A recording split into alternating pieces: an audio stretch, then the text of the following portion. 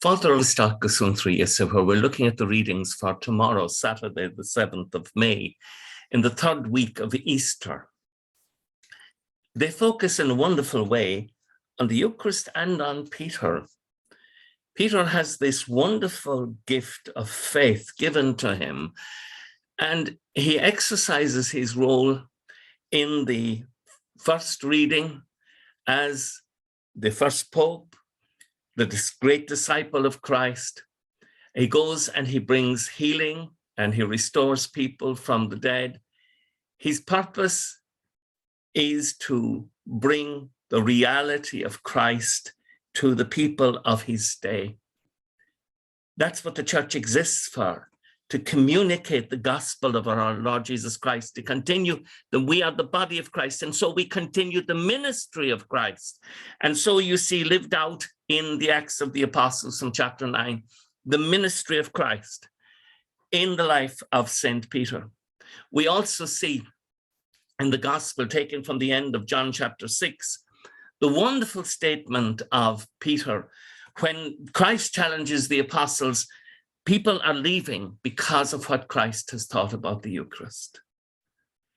And Christ challenges them, do you too want to go away?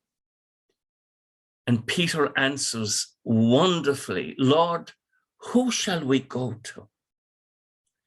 You have the message of eternal life, and we believe. And then he corrects himself.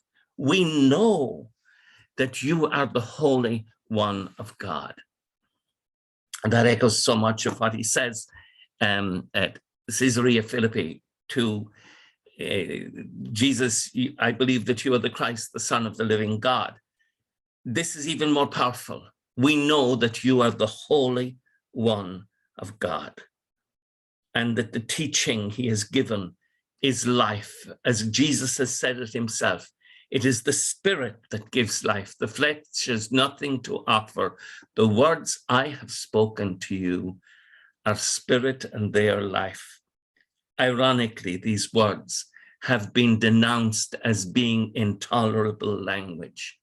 So often the world, and this is why we must pray for people to receive a gift of supernatural faith, the world hears the words of Christ as intolerable language. Pray, pray, pray, intercede and fast for people to receive the gift and the grace of being able to believe.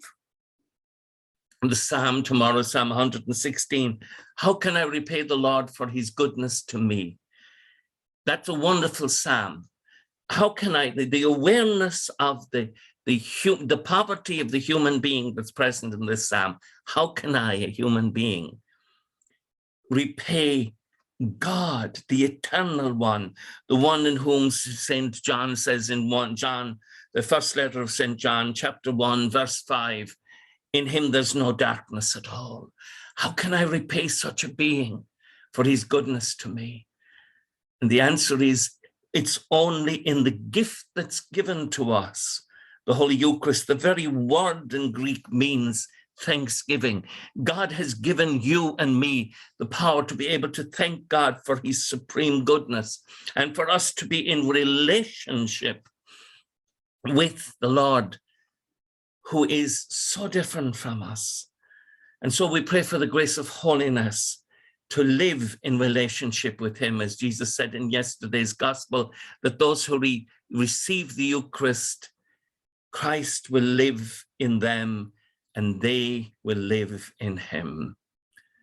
These are wonderful thoughts. This is a beautiful week, the third week of Easter, in which we focus on the gift of the Eucharist, but also on the faith and the strength and the ministry of the church as exemplified in the ministry of Peter. With thoughts such as these, let us go to our beds and let us pray that we shall awaken in the morning with the praise of God on our hearts and on our lips. Agus go mana dia ila cócht shiv, ahal mak agus spirit neamh. Amen. Slán go fóill. Bye for now.